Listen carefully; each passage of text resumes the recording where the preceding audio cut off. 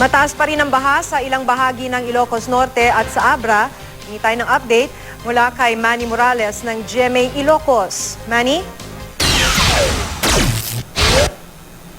Maki, umabot hanggang dibdib ang taas ng baha sa Badok, Ilocos Norte dahil sa walang humpay na pag-ulan nitong mga nakaraang araw.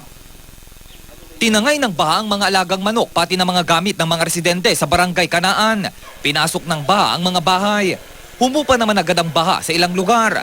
Tumambad ang mga nasirang bahay. Ang ilan sa mga residente, sinimulan na ayusin ang kanilang tirahan. Apektado rin ng baha ang mga katabing barangay ng Lubigan at Lacuben. Mahigit 200 residente ang naapektuhan. Nagmistulang lawan naman ang 5 ektaryang sakahan sa Barangay Tapaw Tige, Curimaw, Ilocos Norte. Nalunod ang ilang alagang hayop ng mga residente. Umapaw naman ang mga ilog sa Vintar, Ilocos Norte. Naanod ang tulay sa ilog kaya nagbabalsa na lang ang mga tumatawid. 10 piso ang singil kada tao, 20 piso naman para sa mga motorsiklong itinatawid sa ilog. Hirap namang dumaan ang mga residente at motorista sa Barangay Salbang, Paway, Ilocos Norte. Maputik ang mga kalsada dahil sa pag-ulan. Napinsala pa ang bahagi ng isang tulay. Hindi rin makatawid ang anumang klase ng sasakyan sa Barangay Namarabar, Peñarubia, Abra dahil sa laki ng tubig sa Sinalang River. Ang isang tricycle natangay ng rumaragasang tubig.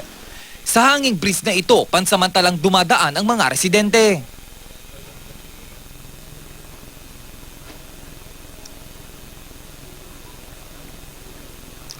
Maki, wala nang malakas na pagulan at pabugso-bugso na lang ang nararanasan ngayon dito sa Ilocos, maging sa lalawigan ng Abra at probinsya ng Ilocos Norte at dito sa Ilocos Sur ay patuloy pa rin ang ginagawang monitoring ng Provincial Disaster Risk Reduction and Management Council para matignan ang mga landslide prone area at maging sa mga dalawang bayan na idineklarang state of calamity kahapon ay minumonitor pa rin ngayon dahil sa posibleng pagtaas o laki ng tubig sa mga ilog. Sa ngayon, Maki, ang latest na nagdeklara ng state of calamity ay ang Candon City dahil umaabot na sa 6 na milyon ang partial na report na damage ng agriculture at fisheries sa lokal na pamahalaan. Hanggang ngayon ay wala pa ring tigil naman ang pagtulong o pagbigay ng tulong ng provincial government para mabigyan ng relief goods ang mga nasalanta at mga naapektuhan ng habagat. Sa ngayon din ay